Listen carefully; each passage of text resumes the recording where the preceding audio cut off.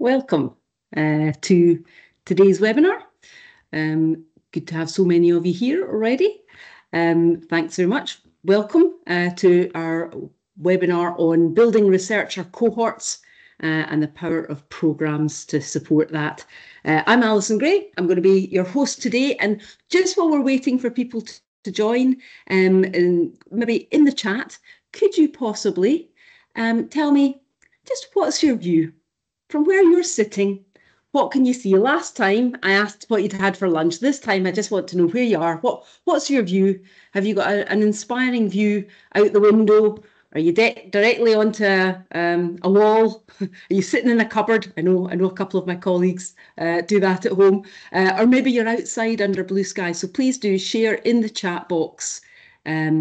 What's your view from your desk at the moment?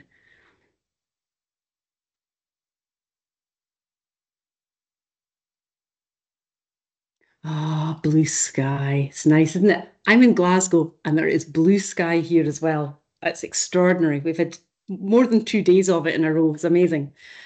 Oh, that sounds nice, Ruth. Sunshine in the back garden. A wall. Oh, Danielle. Yes, yes. Look to the left. Tomato plants. Chiara. Well, hopefully, if you've not got an inspiring view, we'll provide you with some inspiration through the screen today. So you'll have something of interest in front of you. What else? Lots of trees, lovely hills. Oh, this is nice. I'm so pleased. So pleased. There's a lot of greenery and blue skies. Yes, so the plan for today is to provide you with enough inspiration through the screen, and that while this is a webinar, of course, I really value interactivity. So I'm keen to get you involved by sharing your experiences and knowledge in the chat box so that when we're getting a variety of perspectives from you all, and also hearing your questions as well for our fantastic panel of guest speakers. Okay, I think we've probably gathered a bit of pace now and that most of us are here. So if I could ask you just to drop in the chat box, just to say hi and share what university or organisation you're with. I think it's really helpful just to get a sense of who's in the room and what universities or institutions or organisations are represented here. Great, another Glasgow person. Well, I'm just looking back at Richard's. That's great. Reflections of blue sky from the window opposite. It all counts. There's definite blue sky. Flanders, welcome. University of Leeds, NPL, fantastic. University of Salford, Birmingham, Bristol, Faraday, Belgium. Wonderful. What a lovely mix. What a lovely mix.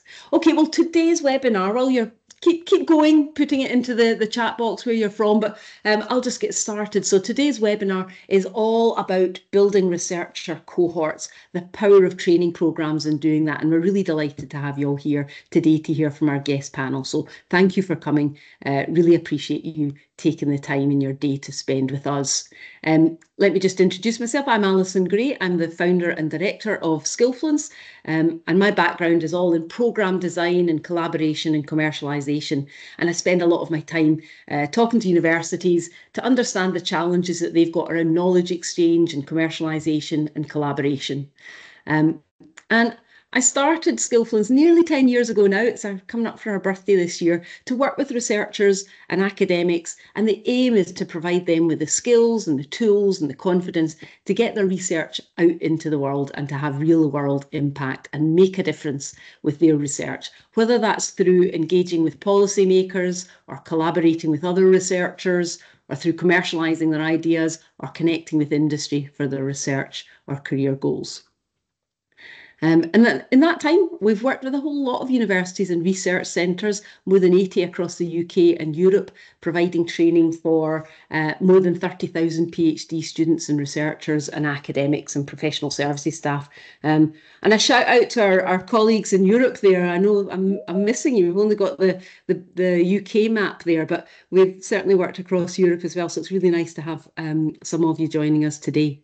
So we've got a whole lot of experience in running programmes for cohorts. And in fact, I started to count how many cohort-based programs we'd run since we started.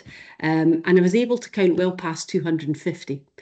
So it's a lot of cohorts. So I wanted to start just by sharing some of the things that we think about at Skillfluence when we're designing for cohorts. And then I'll introduce you to our panel for a really interesting discussion on cohorts. And the good news is that I can guarantee it will be interesting because I've already had absolutely fascinating conversations with each of them individually. So I can't wait for you to get a chance to hear from them.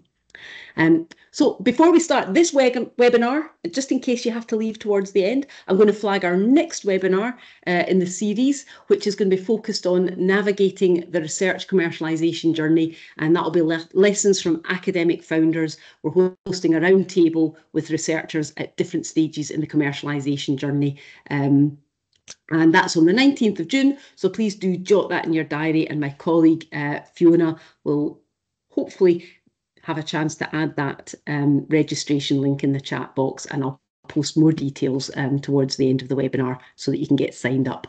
A wee taster of what we'll be covering next time. So today's webinar is really focused on the power of training programs to build researcher cohorts. Absolutely fascinating topic, something we've been thinking a lot about. So what are the attributes of a healthy cohort? What approaches can develop a sense of cohort, and how do you know it's working? So we'll be exploring some of the questions that you see there on the slide with our panelists, who I'll introduce you to in a moment. But first, just to set the scene, I'm going to start by asking you a couple of questions, if you don't mind. So today we're thinking about cohorts. Have you ever been part of a cohort? And if you have, what cohort have you been in? What's one that really springs to mind when I ask you that question? What's a cohort that you've been part of, or that's been a really good experience for you? Please do share that in the chat box. Maybe it's a prestigious training program, or a school class or year. Might be a social cohort, or a leadership or a peer group cohort. Maybe a retreat or a summer school or an exchange program. Coach training, that sounds fabulous. Multidisciplinary research team. Yeah, nice. I was part of a cohort through a program called eSpark, and I took part in it around 10 years ago when I first gave up my proper job to start Skillfluence. And that provided me really with an amazing support and space when I was starting out. And we still keep in touch and see each other and celebrate each other's successes.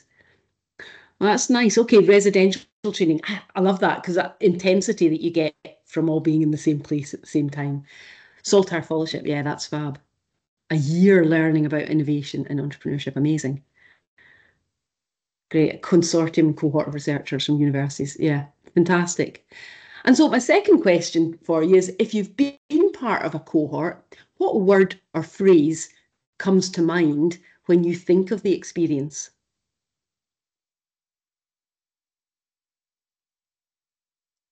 Word or phrase, you don't have to cut it down to one word, but what was your takeaway from it? I mean, Ruth, you've already said it was wonderful, so that's a good sign. Yeah, the network, interactivity, absolutely. Yeah, building connections, that's nice. Yeah, I like that, Danielle, all in it together, engaging, positive, empowering. Yeah, I mean, for me, actually long-lasting friendships, like long-term, like well beyond the program was a big thing for me. All right, fantastic. Thank you very much for your input there. Just think it's nice to get some insights into your own experiences of that. So what is a cohort? Well, etymology of it is interesting, but it's a group of people who share a common characteristic, I think. I mean, it does come from military, but I think of a cohort as a kind of diverse group of people who are bonded due to a common cause or a theme or experience, or in the instances, I guess, that we're going to talk about today, a learning journey, usually created intentionally. And why do cohorts matter in researcher development? Well, I think in academia, researchers are often expected to be independent, which is great for curiosity, but it's isolating for development. And we believe that cohorts really help to break that isolation, because they offer momentum and peer learning, and often a sense of belonging that researchers maybe don't get elsewhere.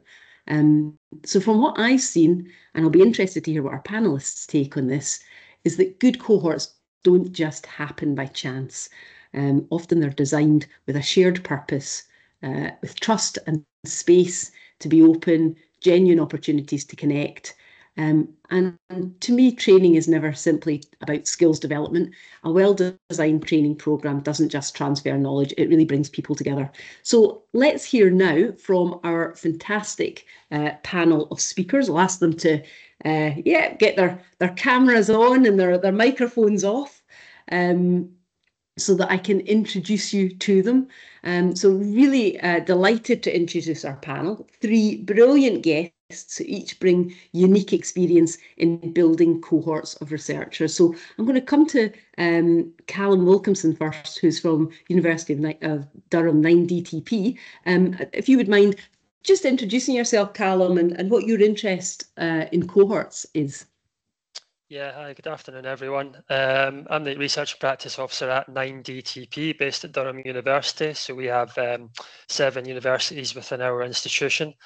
The main kind of focus on my role is bringing together all of our researchers when it comes to developing training platform that we have. And also a big element of that is with our placement program. And I think really the main sort of interest with me and, bringing together a cohort is really to bring together diverse perspectives and I guess a real kind of collaborative mindset. So yeah, hopefully that kind of encapsulates in a nutshell my kind of perspective on it, Alison. Perfect. That's great. Thank you very much. I'm going to come to Dom Grantley-Smith from the Faraday Institution, who very kindly volunteered from this from our last webinar. So really appreciate that. So please do introduce yourself and your insight and interest in cohorts. Yes, hello everyone. Yes, as mentioned, I'm Dom Grantley-Smith, Head of Training and Talent Development down at the Faraday Institution. For those that don't know what the Faraday Institution is, we're a government-funded organisation aiming to collaborate and coordinate the battery research happening across the UK universities. So we work with about 27 different universities, and we use cohorts as part of our PhD program. So we have a network of about 500 battery scientists across the UK, and we fund about 15 PhD researchers a year in that cohorts. And we've had now 7 cohorts going through, and how we build those cohorts together of researchers so they're not just great PhD researchers, but they've got those soft skills, those network, those opportunities. So when they finish their PhD, they're then working in our battery sector. So thank you very much, Alison. I look forward to discussing some of this in more detail. Brilliant. Thank you, Dom. And over to Joanne Haggerty, Skillfluence Trainer and Director of Firefly Innovations. Hi everyone, I'm Joanne, and as Alison said, I'm a trainer and also a facilitator. I specialise in all things innovation and commercialisation, and I've got 15 years experience doing it. And I checked LinkedIn today, 7.5 with Skillfluence, Alison. So I've been working with Skillfluence for 7.5 years, delivering some of the big impact programmes, so things like Connecting with Industry or the Research Commercialisation Accelerator.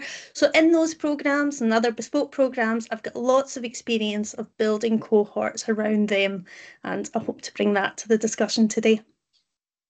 Brilliant. Well, thank you very much, all of you, for being here today. I'm just going to stop sharing the slides so that we can see each other a little more clearly. And I'm going to just start with a few questions and then open it up to the audience. So please do post any questions and comments in the chat box as we go through. Check, questions for the panelists will be fantastic. Comments are always really helpful as well, as we can use them to bounce off of too. So let me just start now. I'm going to come to you, Dom, first of all, with this in terms of what you think a strong researcher cohort looks like. What does it look like to you, and why do you think it matters? So a great question. One of the things that we set out to do was there was no real network before in the battery sector in the UK, and we had to find a way that we could compete against other companies internationally or other countries internationally, and some of their technology was more advanced. And one of the things that we had is the idea of collaboration, the idea of working together. So we really needed to build a network that was from the heart really kind of strong. So this was not just done through the PhD program, but also we had to get the wider network to do it. What we wanted with the cohorts of the PhDs was kind of them to work organically. So it was us setting them up, but actually longer term, they were then using each other, not just to develop skills, but also well-being, support, and using that outside their lab groups as well. And then to try and build those collaborations across universities as well. So that was kind of what we were aiming for, and then to feed in to this wider community. So looking at how we could make that supportive, and they could try and achieve things together, such as funding applications, collaboration papers, as well. Yeah, that's amazing. And so, coming over now, Callum, to you, does that resonate with you, or is there some, do you have a different kind of angle when you think about the DTP? Yeah, it's very, very similar really about developing the cohorts. It's all about trying to, accelerate progress, to help ideas flow better, evolve faster, prevent an opportunity for kind of thoughtful feedback and sort of collaborative refinement amongst our students. I think kind of ultimately it inspires growth and it builds a community, which is really integral for us at the DTP because we are spread across 7 institutions. It's quite difficult for that communication to all come together and for that cohort to all come together in one big kind of goal, so to speak. So yeah, all of that kind of resonates with me, and it's an ongoing process that we're continually working on. It's something that continually needs to be kept on top of and developed. But yeah, I think we're all kind of on the same page with that one. Yeah, no, I love that. I mean, I think it is definitely, these are things that are always a work in progress. Hence the reason for like hosting a webinar on it, because there's just always things to share, really, isn't there? And new ways of doing things and ways to improve. I'm going to come to Jo now, just to kind of get your take on, what makes a strong researcher cohort from your perspective. Absolutely. I love those comments about the sort of network and the collaboration aspects. I kind of look into the attributes of cohorts that I consider to be strong. And what I really like to see is when we can kind of tease out diversity. So you establish that shared mission and things that you want to do together, but you start to really sort of talk about the different skills, I love multidisciplinary groups when people are bringing different knowledge to the table and really get people sort of embracing working with that, making people feel safe and valued within the cohort so that they feel they can contribute. And bit of that is removing perceived or real hierarchies sometimes. So making people feel that they've got that equal share of voice. And also just this idea of being supportive and accommodating people's preferences around learning and engaging with others. So as a trainer, I'm getting a bit granular. We love the design of that. But when I see really good cohorts, it kind of starts to become part of the culture of how that group work. They kind of take it forward and make it their own. And do you think, Jo, that researchers also buy into that? Do you think they see the value of that? Absolutely, yeah. I'm not just saying this because of the work we do at Skillfluence, but often we're working with PhDs who, it's quite an isolating process, can be quite lonely for them, or ECRs, which can often be quite a uncertain, turbulent time, perhaps not got sort of long-term plans or stability yet, so they're kind of still finding their way. So I feel people value that connection, just even the shared experience, talking to others. But my main thing I love cohorts for is this idea of transferable skills. We always talk to researchers and tell them you've got so many skills and all of these different skills you can use in different places. Quite often that's hard to see when you're focused on your own thing. But once you start working with others and collaborating with others, you're perhaps working on challenges or listening to their perspectives. And I see a lot of light bulb moments where researchers do actually realise, okay, actually I do have kind of valuable skills. I can add value to this other person's challenge, or I can help somebody that I might not have thought about before. So for me, that's one of the big sort of wins of cohort working, is just that recognition of transferable skills. Yeah, absolutely. And Dom, maybe come to you in that one as well, because I do think it's an interesting one. Do researchers buy into the idea of the value of cohort? Are you seeing that? Yes, I mean, I think there's a real value, and they see it quite early on as well. I think sometimes you have to highlight to them the value that they're going to get. And we're quite lucky with 7 cohorts along that we've, bring back other people from other cohorts to highlight some of the things that they've done in their cohort to kind of spell it out of what they've done. Um, I think also how you set up that cohort. So, when we bring them all together on the first day, throwing 16 people into one room, it doesn't really start a kind of cohort. So what we try and do is we meet them all individually online before, and from that, then as we do our kind of first day of training, we really try and put them next to each other and introduce each other. Say, oh, these people have got links into this, or they're doing similar research to you, to start that kind of networking, those Of course, ideas through, and then let those conversations happen organically. And then you want to expose them to some of the things you're doing. So some of our people in our cohorts, we highlight the value of it by showing you're going to interact with world-leading academics, and then bring in some of those things so they can see compared to other people that they've had some of these benefits of the cohort quite early on, so they can kind of buy into that. So there's kind of 3 things that we do to show the buy-in, and we get buy-in quite quickly with those processes. Yeah, that's really interesting. What about in terms of at 9DTP, when you're kind of thinking about creating cohort, how do you get that buy-in from the researchers? Yeah, it's I guess it's all about them seeing the benefit and being part of the cohort, and for them to get something out of it, something tangible from it. But another big element that we've found is that we have a lot of researchers who've very much went through their degree, master's degree, and then straight to their PhD. And what we've found is having a good cohort there, it kind of offers them a nice transition into doing their PhD, into starting their PhD, when there's a cohort there all ready to go and they feel like they're part of a group. They can share experiences and ideas, and they can dip into people who maybe they're in their final year of doing their PhD, and they can dip into their knowledge and what they've experienced, what they've done right, what they've done wrong. So yeah, there's lots of different elements there of it that are of real benefit, not only to our current students, but obviously to our students who are just about to start their journey with us at the DTP.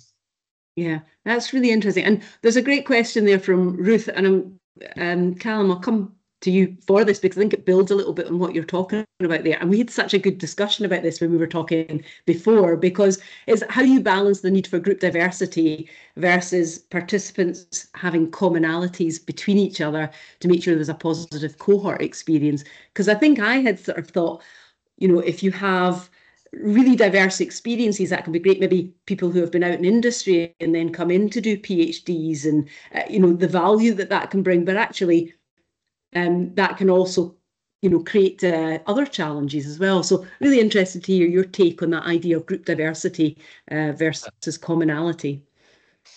Yeah, I mean, we have a very diverse range of students at the DTP. We have students who have had a very well-established career, who are now doing a PhD and may be considered mature students. And like I say, we also have a large cohort there who are young, I guess we could say, probably under 25 years of age, starting at their PhD. And so bringing that mix together is a really interesting kind of diverse mix of people there.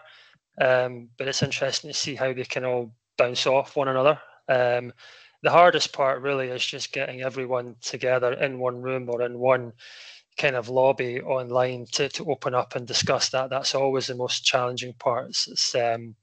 But yeah, if we can achieve that, which we are currently at the moment, we are making good progress with it. But like I said, it's a work in progress here, trying to build that cohort across our 7 partner universities.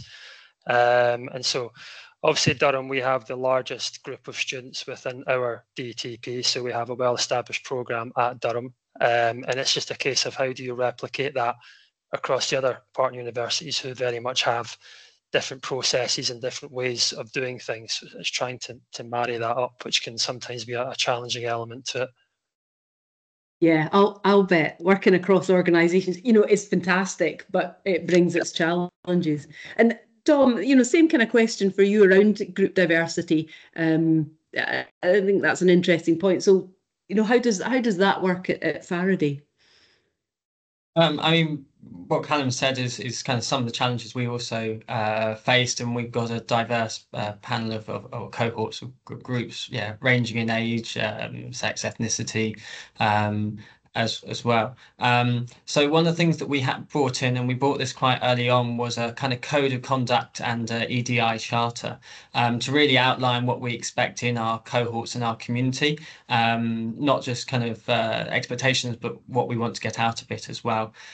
So that not everyone's going to get on, especially if they've come sometimes different experiences and things, but still outlining that we expect them to be polite and working together. And yeah, so those are the kind of things I say if you're setting up your own cohort, to kind of have those outline those expectations quite early on. As well, but yes, it's I think the more diverse we can get it, the more positive experience you can have, and yeah, with battery researchers, lots of people go in different research areas, so actually kind of bringing them together, and it's a learning curve of them talking about which research and technology might come forward in a more advantaged way, rather than arguing which ones they think is the best one. So trying to give them those learning curves as well, and the training to support that as well. Yeah, that's really nice. And I could see Joe smiling as you were talking about that kind of, setting it up for success. Yep. So I'll come over to Joe to hear your take on this. Yeah, my take isn't a million miles apart. I recognise all of these things, and I think that time invested at the front end is so valuable. And sometimes it's just to set tone around how you're going to communicate, set expectations and behaviours. I find that's most effective when the participants themselves are kind of tasked with designing that and getting a consensus around it, but really just investing in that front end, because if you just put people into a shared training experience or through a programme and expect that cohort to form, it can go wrong if you've not kind of set those sort of ground rails. And I know icebreakers get bad press. A lot of people run for the door when the very word's mentioned, but they're really important. I think just at the beginning, just getting to know individuals, to really kind of level out that share of the voice in the room, make sure everybody feels they can participate in a way that's kind of comfortable and meaningful for them. So yeah, much agree with the other two panelists on that. Yeah. Such a trainer. That love of icebreakers. That's it. It's a great question from Richard. So thank you very much for this. And again, this kind of builds on what we're talking about there, because you started to touch on some of the challenges there. What are some of the big challenges then around having engagement across a geographically distributed cohort, which you both of you have, and Joe, I know you've also delivered training for widely ranging geographies, and any solutions. So it would be great to hear that. Dom, I might just come to you first of all, if that's okay, just to see what the challenges you've spotted there are, and any solutions.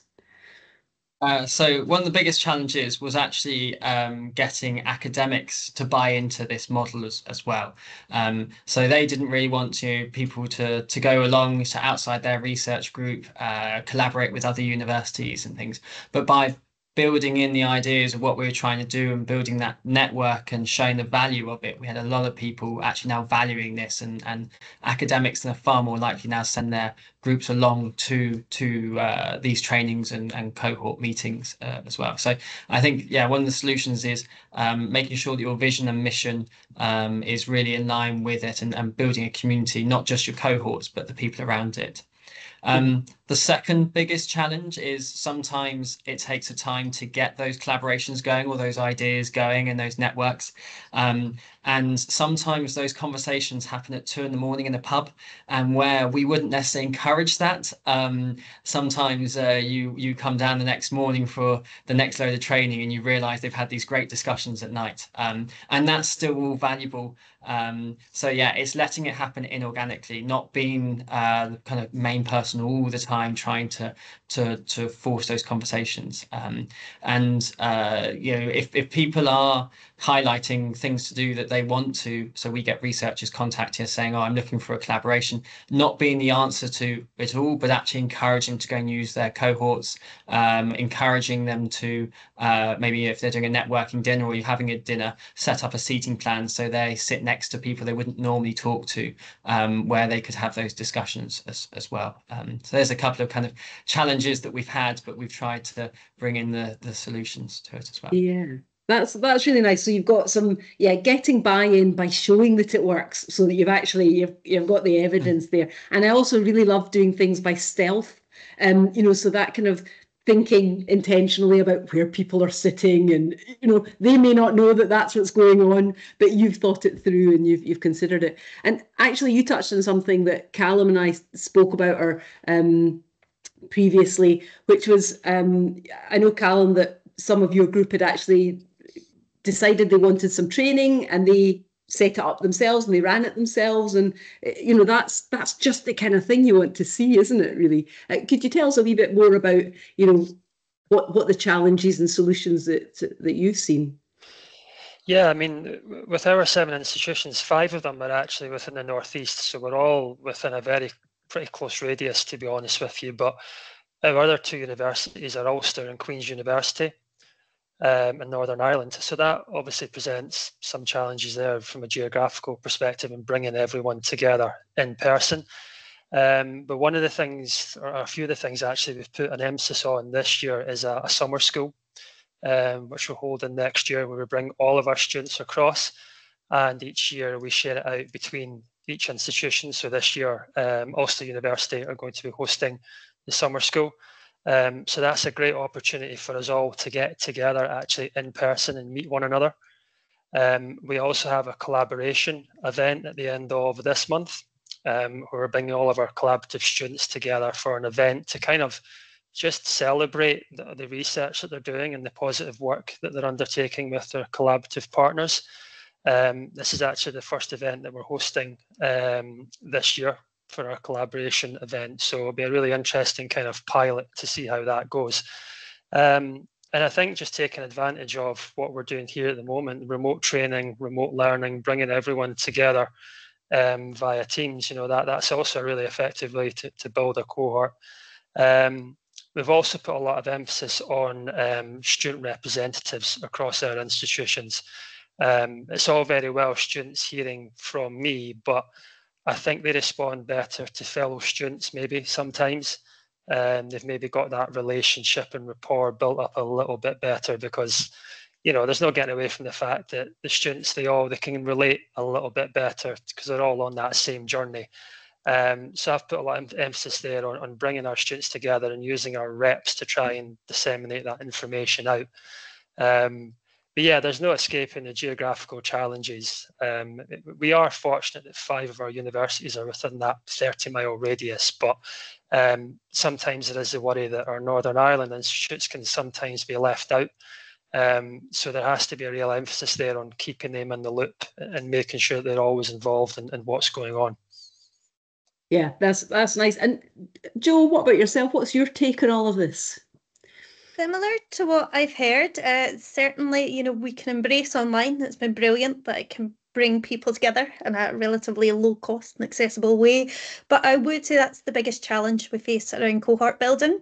People get Zoom fatigue, Teams fatigue, they turn the cameras off. There's sometimes, I know fine well, people are multitasking. Some of them will be doing the ironing as we're trying to build connections. So it's kind of trying to, where we can, where budget and time allows, really think about, could a hybrid approach work? Can we get face-to-face meeting either at the beginning or at the end of a specific time frame to kind of build that connection or build anticipation of it?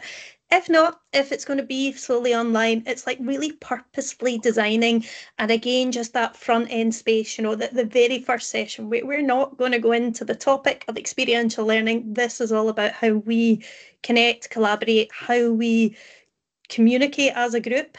So very much that, online for all the benefits it brings huge challenges around meaningful and sort of enduring connection. So that's the big one that we have to crack online. Yeah, it is a challenge, but the accessibility is so so much easier for folk as well. So yeah, it's a dual thing really. So in terms of, so I cannot help but ask this as a totally leading question, because obviously I'm a trainer. So when I say, do you think training can be part of building a strong cohort? I think you can probably sense that, I'm really confident that it can, but if it can, then how do you do that, and how do you design for that? And Jo, I'm going to come to you first as our resident trainer here. I'm a safe bet. I'm going to agree with this. Absolutely. I think for cohort building, training's ideal. I'll get into training design geekery, but I obsess, I think I've mentioned before, about space and structure. So you want structure, you're going on a journey, you're going to have outcomes and learn something, but you want space in between where you can learn, you can try things. It's experiential learning. We embrace failure or validating things, trying and testing it. That's brilliant for building connection, exposing people to those vulnerabilities, making them do things that might be slightly uncomfortable, builds connection fast. So really great for cohort building. I also love that within the training, there's often shared language or frameworks that people can then start to work across. So it kind of takes them out of their deep expertise, and all of a sudden that they're having these conversations across disciplines. And my very last thing I do love about training for cohort building is it's kind of like test driving multidisciplinary work. We again tell people it's something good to do, but it feels a little bit abstract. But as soon as you're working alongside others and you're kind of working on shared challenges or towards a shared purpose, it just makes it really tangible. It makes it something that feels doable, and yeah, just very accessible to people. So great for cohort building, in my opinion. That's nice, thank you. And I think that kind of, Dom, we kind of talked a little bit around some of the topics around this. You had some interesting points on it. It'd be great to hear your kind of thoughts on where training fits and how.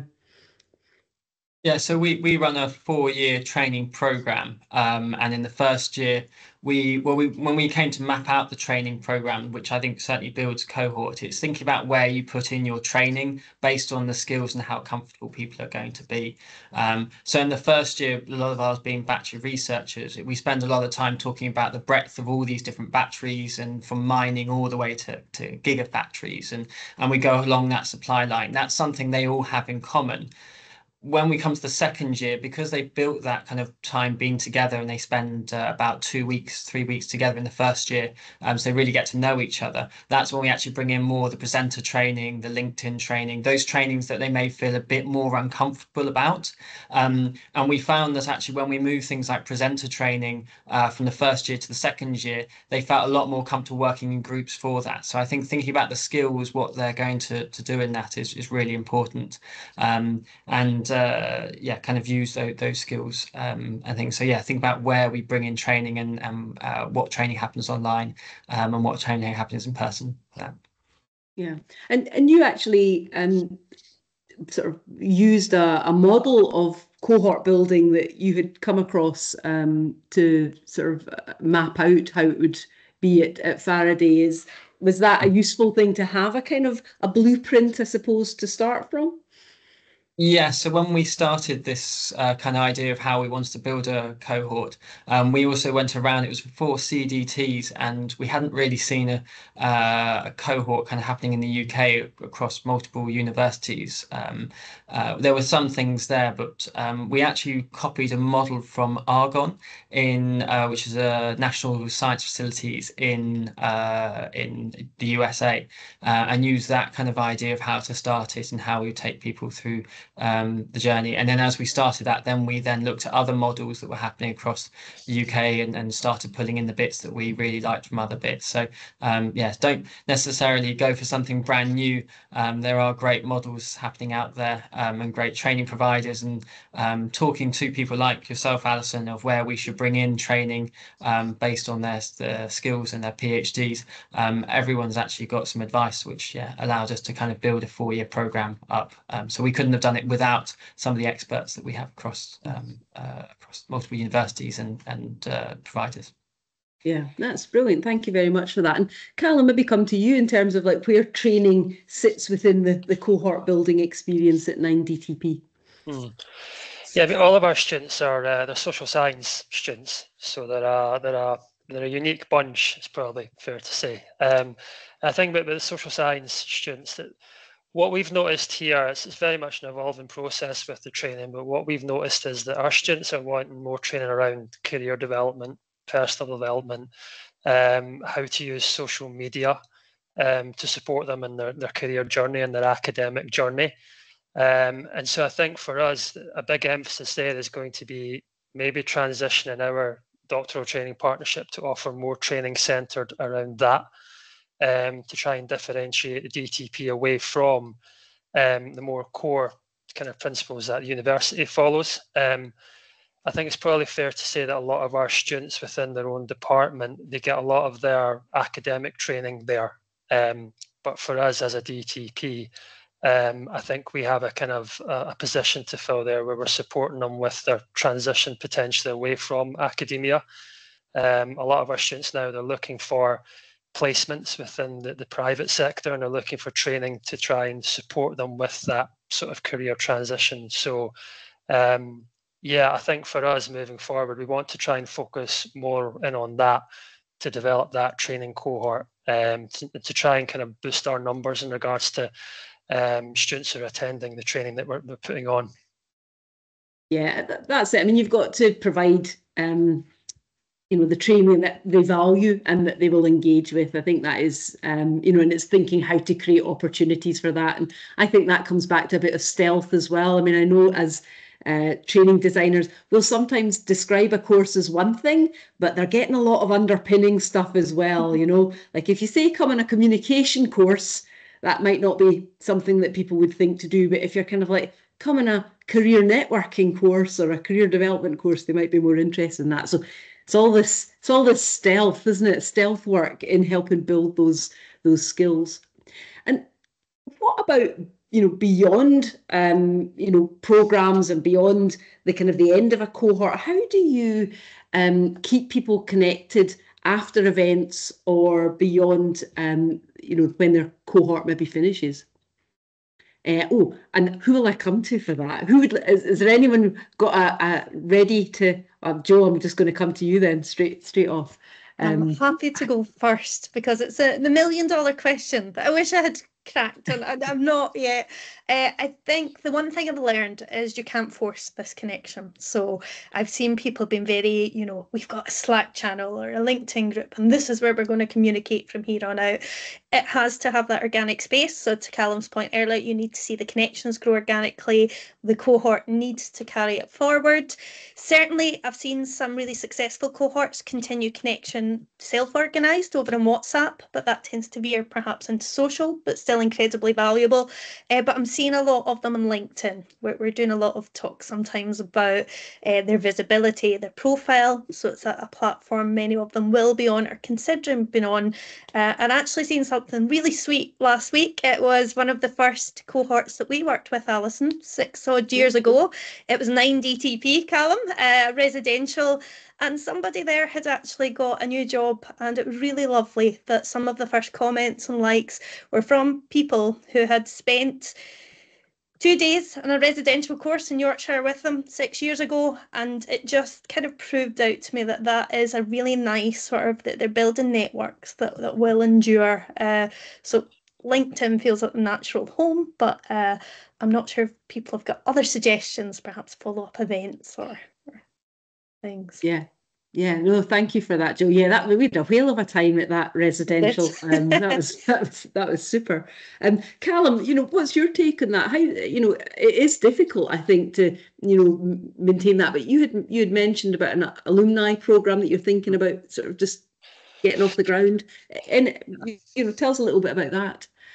Yeah, so we've never actually had an alumni network set up at 9DTP. So that was kind of one of my first tasks when I came into the role, was to try and get something like that off the ground. And to be honest, I didn't quite fully understand how big of a monster building an alumni network actually is, certainly for one person. But we have just over 25 members now on our alumni network on LinkedIn. And just on your point on LinkedIn there, it's a funny platform sometimes, LinkedIn. Sometimes you get really good response rates, and then other times it feels like you're a little bit of a ghost on LinkedIn. And I think that that comes back to the algorithm there, and when best to post on LinkedIn. There's a lot going on in the background with that. But it is one of the big things that a lot of our students, because they are social science students, they really value networking. They really value communicating with people. And being on that kind of ground level. But it's something that scares our students, networking. I think it scares a lot of people. It certainly scared me for a long time, networking. It's certainly not a natural environment for a lot of people. And so we've tried to put a lot of emphasis there on supporting our students with networking events. We have a partnership with Durham Business Group, 9DTP, and I'm trying to put something in place there where we host an event just for our students to talk about their research, to talk about all the positive work that they're doing. And it's a nice kind of introduction into networking where it's not pressured, it's very informal, and it just gives them the chance to chat. But it's a tricky old one using social media. It's really, some people can nail it really well, others struggle with it. And I think, again, coming back, that's where we need to be emphasizing more on training around social media use, how to effectively use LinkedIn to get the most out of it. Yeah, so it's quite a thing keeping up with social media as well, because it is evolving all the time. So you think you've understood it, and then it changes up again for sure. And what about yourself, Dom? At Faraday, what's being done to try and keep people connected beyond training and events? Oh, well, as running the program for many years, we've always brought back previous cohorts to come and talk to the researchers that we've done. And we try and change that up every year. We invite different people back. And as that's happened for their time growing up through the cohorts, they've met many different people, many different companies. So trying to bring those people back, and that's been very successful in doing it. I know we would like to pick the same people because there's been success stories with each one, but mixing it up really does work. We did set up a LinkedIn alumni group, and then we closed it down. In the sense of that, some of the things that Callum and Joe mentioned, that you have to keep posting quite a lot, you got to show the value. And actually, we were putting people into a community that says, oh, well, now you've left the community, you're in this box. And actually, they never really left the community. The battery sector is quite a small sector in the UK. So actually, we just said, well, actually, just because your cohort's finished, you're still part of this huge community. We still want you to engage, still follow us on LinkedIn. And that was a much easier one because we needed to publish, market things on there anyway. So they still see an up-to-date kind of thing that we're moving on that.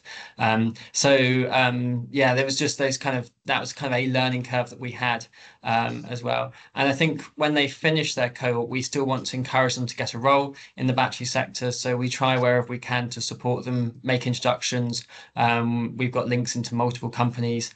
So we try and build in those things and check in as well. And then there's an organisation who just runs socials across the UK called Battery Pub, and they do them in different towns and cities. And when we know one's coming up, we then email the community anyway to say, hey, we're going to be there. And it's free to turn up. So it's at least a check-in with them, and then we can then introduce them to other people or bring them into doing something with our other cohorts. But if people don't want to stay engaged post-cohort, we don't force it. It's a shame. We'd love everyone to be engaged in it, and we accept we will lose some people, which is always sad, but it's part of the game as we've got new people coming through. Yeah. And I think as it grows, it's easier for people to see the value. It's sometimes like getting these things started. I think, as Callum was saying there, it is a massive task, but what you hope is that then there's value created there and it becomes something that's useful for people and helpful for them. Because if it's not, then then it's not worth having, I suppose. But I think also that's really interesting. Ruth has jumped in there with a point and just talking about that idea of early cohorts helping later ones with careers and getting jobs. That role modelling and those connections are just massive, I think. Really, really helpful. I've got one final question for the three of you. I'll come, Callum, to you first of all for this. So if someone was starting from scratch and they maybe didn't have a strong cohort yet, what would you say is one of the first things that they should be thinking about? I think it's really just coming up with a strong communication strategy and how you're going to approach it and having a plan there. If you work in an institution like us, a DTP, you've got multiple institutions. I think it's really hard to try and bring everyone together initially. And so I guess I don't have a strong, concrete answer there, apart from strong communication, really, and making sure that everyone's aware of who you are and there's a presence there, and what your kind of mission objective is. And obviously it'll kind of organically develop from there on forward. There's going to be pitfalls, there's going to be things that you didn't expect to come across. But I think just treat it as a learning process and constantly looking at how you can improve upon it. Yeah, that's really good. You've got to kind of respond to the cohort that you have, and having communications in place and knowing how you'll spread the word is going to be really important. Jo, I'm going to come to you next, just to share your thoughts on if someone was getting started with cohorts, what do you think the first thing they should do is? I'm always difficult to pin down to one thing, but to Callum's point, I think that visibility and identity is really important. So again, being very explicit about that shared sense of purpose or mission. I've actually found some of the most successful cohorts that I've worked with have been competitive application processes. People come and they're really driven to be part of it, and they kind of value the experience from the get-go.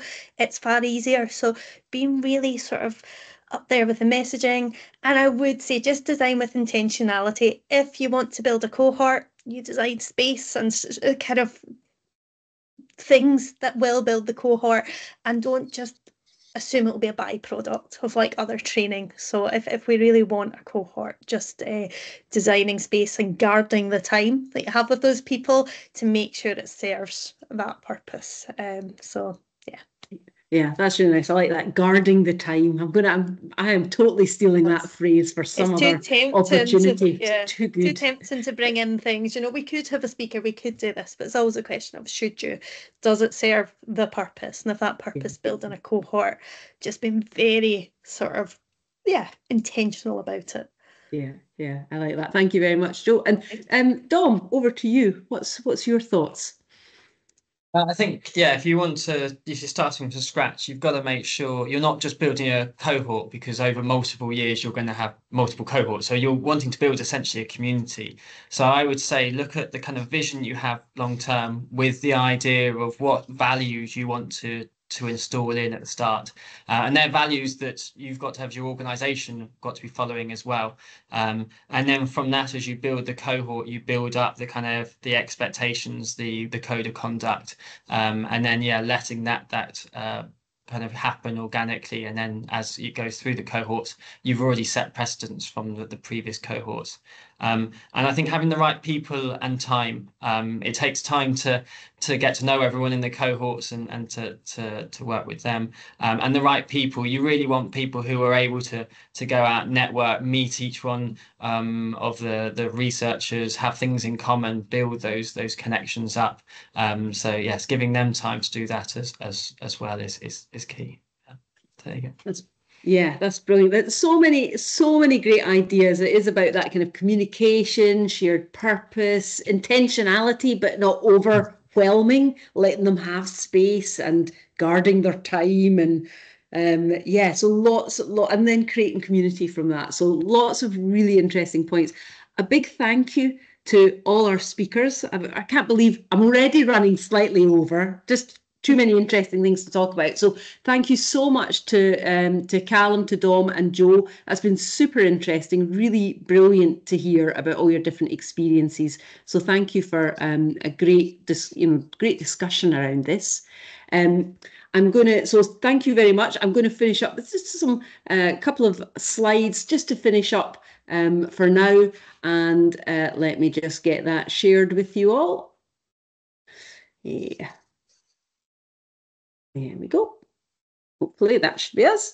So yes, so I think really this is it, is sort of some top tips from our discussions is, start by thinking about how to actually create connections, use icebreakers, dreaded icebreakers, but, use intros that ask about motivations and goals and shared challenges so that there's that sense of kind of psychological safety early on. Design for interaction. Cohorts actually learn from doing and talking and not just watching and observing.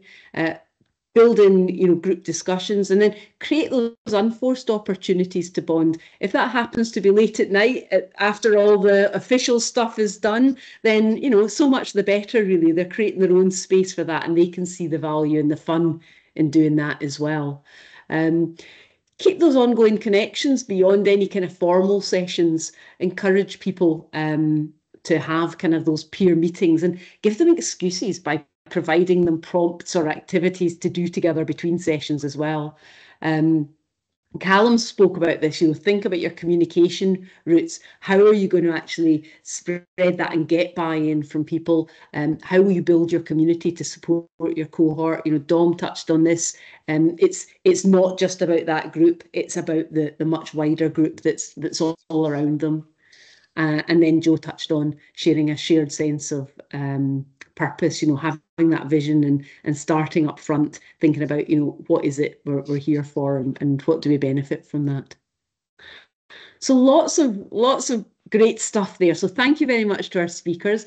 Let me just take you on now to our next webinar, just to let you know a little bit about that. So the next webinar is just before the summer break, Thursday the 19th of June at 12:30, and this is all about navigating the research commercialisation journey. So it's lessons from academic founders. Pretty excited about this, especially as we've had such great chat today. So we're going to be hosting a roundtable with researchers who've all progressed the commercialisation of their research. They'll be at different stages of the journey because we've met them at different times. So some of them we've worked with them when they've already spun out. Others, they know they want to commercialise and are still navigating the best route to do that and exploring options. So it's genuinely going to be fascinating.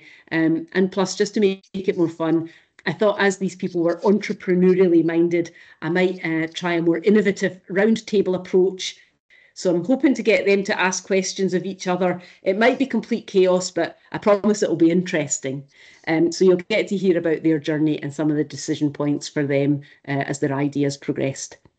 So hopefully you've got the registration link there in the chat box, and we'll find out more from them about the support they've had and what was most useful for them.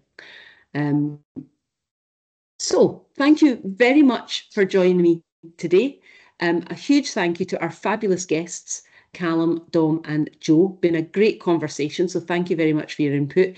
If today sparked some ideas for your own programmes, I'd love to hear how you're building cohorts in your context, so feel free to email me or even connect on LinkedIn if I can actually work out how that works. And I will look forward to seeing you all at the webinar in June. So thank you very much, and away and enjoy the lovely blue skies. Thank you. Bye. Thanks, Alison. Thank you. Thank you.